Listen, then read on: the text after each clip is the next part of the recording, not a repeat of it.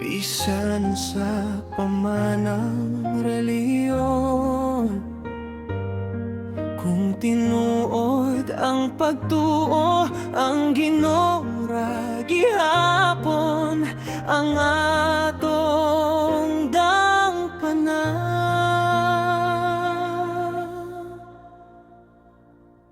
Imong Papa Iglesia ni Cristo, imong Mama saksi ni Jehovah.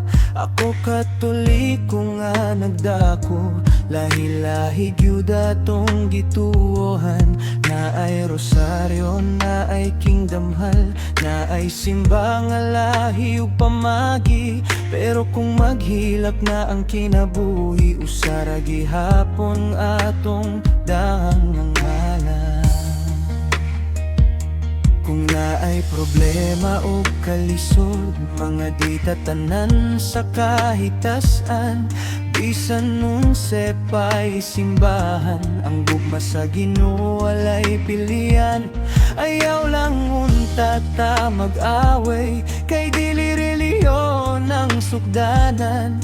Mas importante ang kasing-kasing, kalimpyo ug matinud-anon.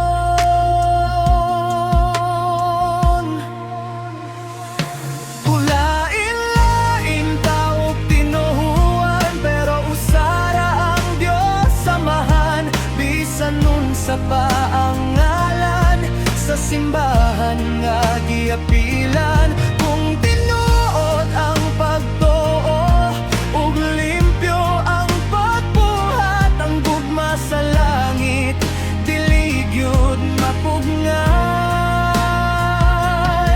Magkahiusa ta sa kalinaw, respeto sa matag usa, kaysa katapusan sa kinabuhi, ang ginoray atong padulngan. Naay motuo og ripulto, naay diligyud motuo, naay kusog mo ampo sa simbahan, naay sa balay lang motukaw. Pero unsa may pulo sa pagtuo, kung puno putag pagdumot, mas maayo ng buotan ta, kaysa sige taghusga sa isig katao. Kayang tinuod nga balaan, dili makita sa sanina, nasa batasan ug buhat, ug sa gugma nga walay pagpakaaron ingnon.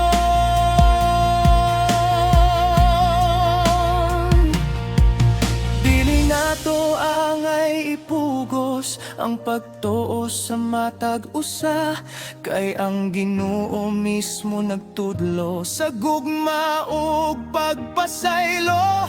Busa bisan nun sa pata, Katoliko man o dili, magtinabangay lang ta, kay tanan ta anak sa langit.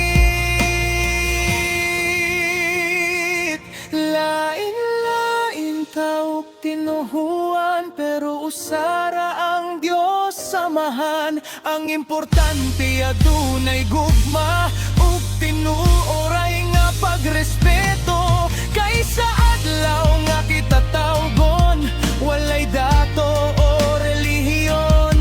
Kasing-kasing ragyod ang tan-awon sa Ginoo nga atong padulngan.